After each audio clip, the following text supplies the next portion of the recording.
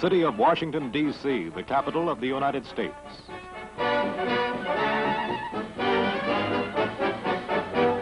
At its airport, a colorful crowd awaits to do honors to an important visitor from a faraway land, His Royal Highness Sardar Mohammad Daoud, Prime Minister of Afghanistan.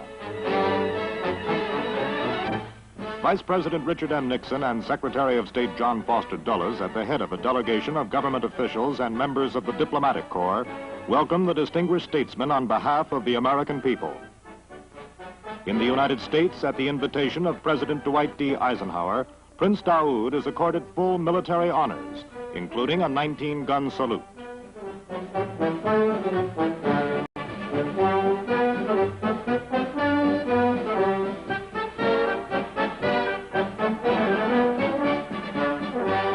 After the review of the Guard of Honor, Mr. Nixon makes a welcoming address.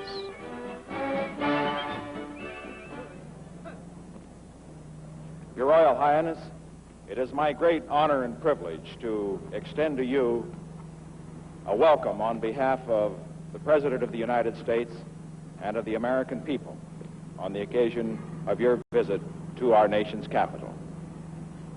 May I say that this is particularly a personal pleasure for me, because I recall 5 years ago meeting you in your own country and the very gracious welcome that we received on that occasion.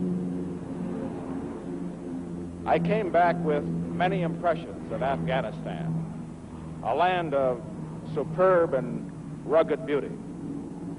But the major impression that I had was with regard to the spirit of your people, a spirit which through the centuries has meant that Afghanistan has been unconquered and unconquerable.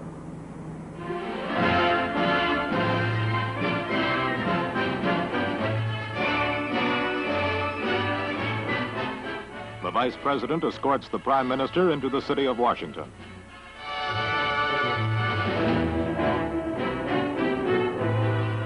En route, the party glimpses the Abraham Lincoln Memorial to the 16th President of the United States.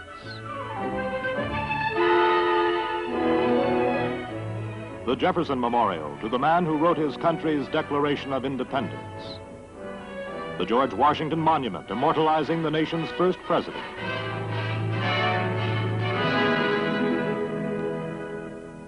Across the street from the White House, official residence of the President of the United States, Blair House awaits the visitor from Afghanistan.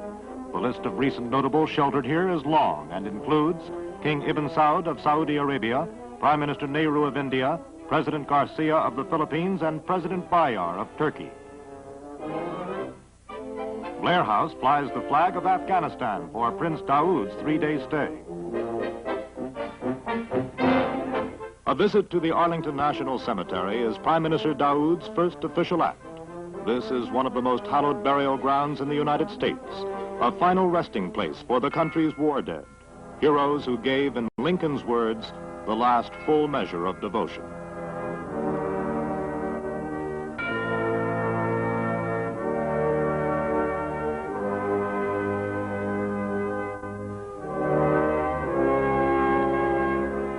It is also the site of the Tomb of the Unknowns, a shrine to which Prince Daoud brings a floral wreath from the people of Afghanistan.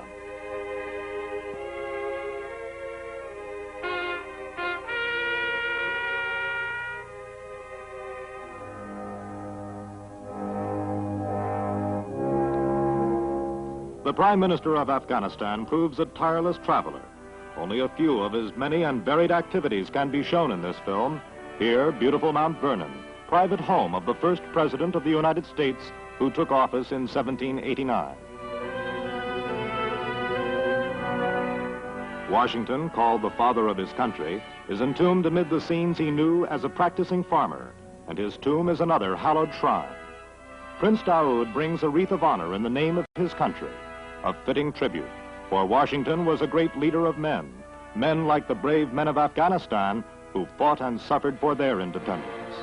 George Washington finally led his country in the successful revolution through which it became an independent nation, making its own laws and trusting in God for guidance and protection.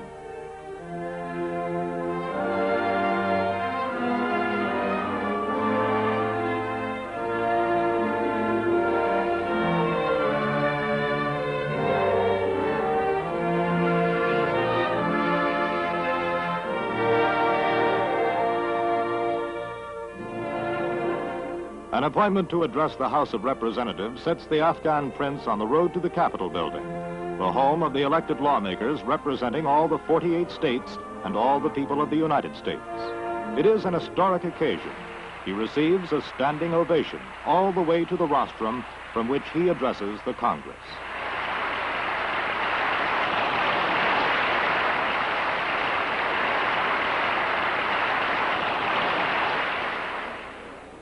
نمایندگان محترم، از یافتن این موقع نیک که خیشتن را در معاصر نمایندگان محترم کشور دوست تزونی می‌یابم. From this national platform, Prime Minister Daoud's words are carried beyond this room to the nation. He conveys cordial greetings from the Afghans to the people of the United States, notes that both nations share a long and sacred tradition of freedom, independence, and struggle for national sovereignty, stresses that Afghans are prepared to defend these principles above any other consideration. شناسایی کامل مردم افغانستان با اصل‌هایی که پایه موجودیت کشور تزونی. He expresses his hope and conviction that through mutual respect for these principles, Afghans and Americans may strengthen and expand existing bonds of friendship, and working together with all other nations which respect freedom may help to achieve world peace, security, and better living conditions for men everywhere. Royal Highness's heavy schedule is the White House, for the first of several warm and friendly talks with the 34th President of the United States, Dwight D. Eisenhower.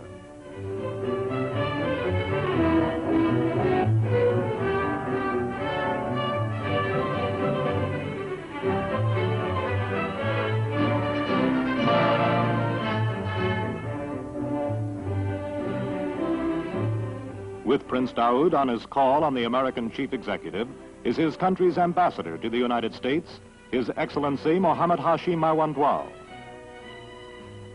The meeting results in a joint statement in which the Prime Minister and the President agree that the cooperation already existing in various projects between the two countries will be continued, improved, and expanded as circumstances permit.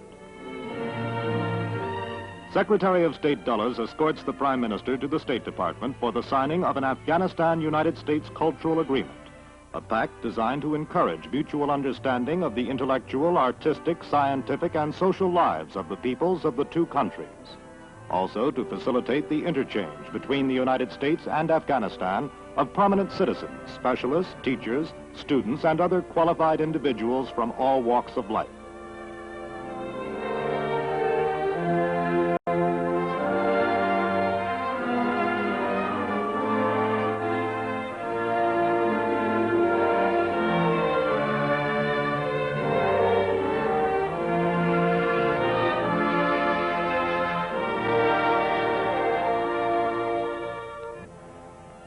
Perhaps the world's most complete collection of books from all corners of the world, the Library of Congress is visited by the Prime Minister.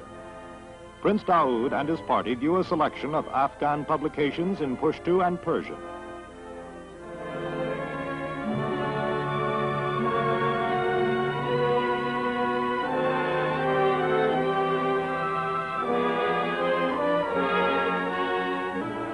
At the National Press Club, newsmen gather to hear and to question Prince Daoud. These men will report his words to the world.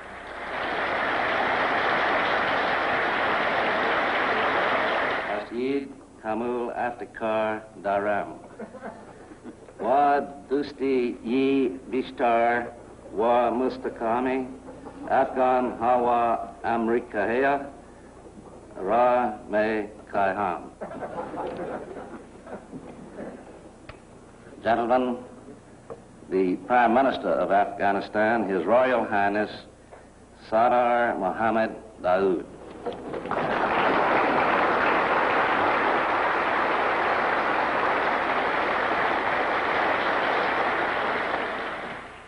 دوستان محترم، آرزومندم به مناسبت آن که امروز خویشتن را در میان شما می‌یابم بهترین مراتب مسرت خود را اظهار نمایم.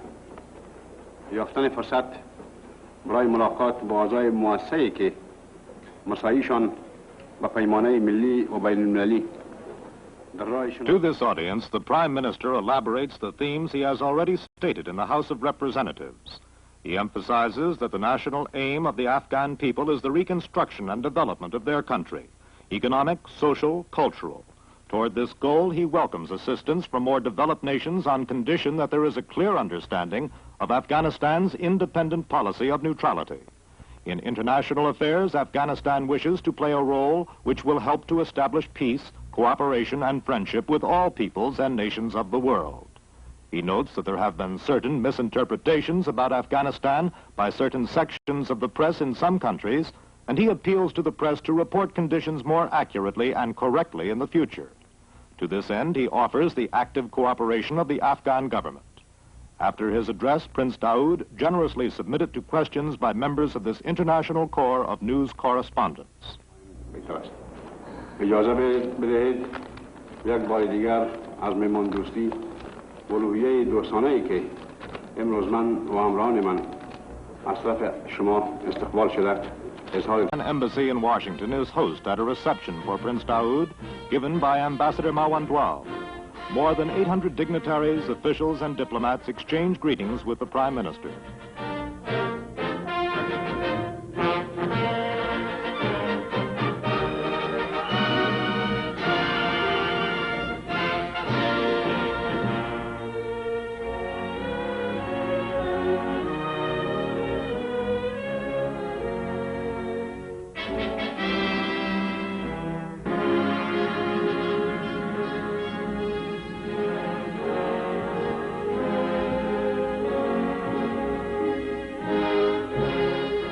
Three crowded days in the national capital over, His Royal Highness is bid adieu at the airport by Vice President Nixon.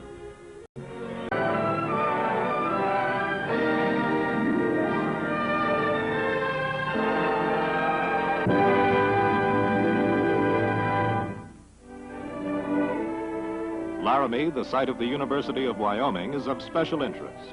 The university is training a number of Afghan students who are on hand to welcome their Prime Minister. Under an Afghan-United States technical cooperation agreement, the school has sent 53 American educators and their families to Afghanistan. Showing Prince Daoud through the university is its president, Dr. G.D. Humphrey, who tells the prince how he has improved American crops by means of plants introduced from Afghanistan.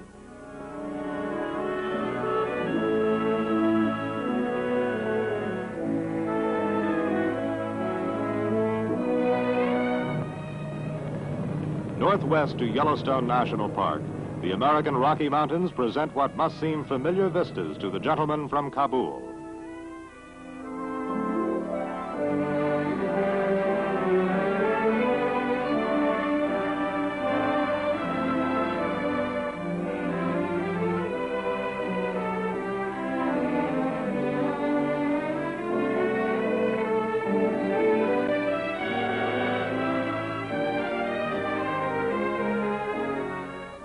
(3,472 square miles of natural wonder.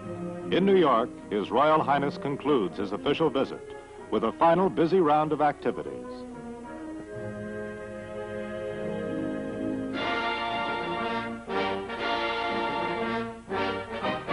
The United Nations headquarters in New York, where man's better nature does prevail. Here a welcoming committee receives the Prime Minister and escorts him to a meeting with Secretary General Dag Hammarskjöld. An international assembly place where dedicated representatives from many of the 81 member states labor together for peace and security.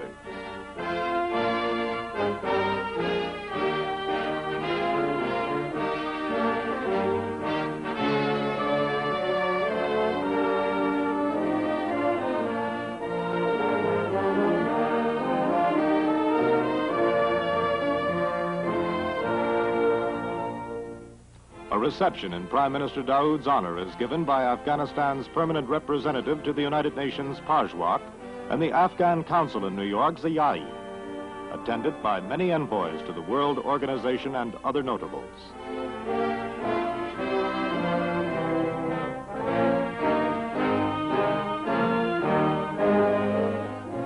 Prince Daoud's residence while in New York is the world-famous Waldorf Astoria Hotel.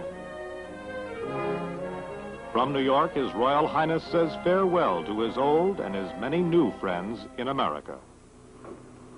در این موقعی که مسافرت حسنیت ما در امریکا به پایان رسیده و به سوی وطن برمیگردیم، میخواهم تشکرات قلبی خود را به حکومت و مردم امریکا تقدیم کنم.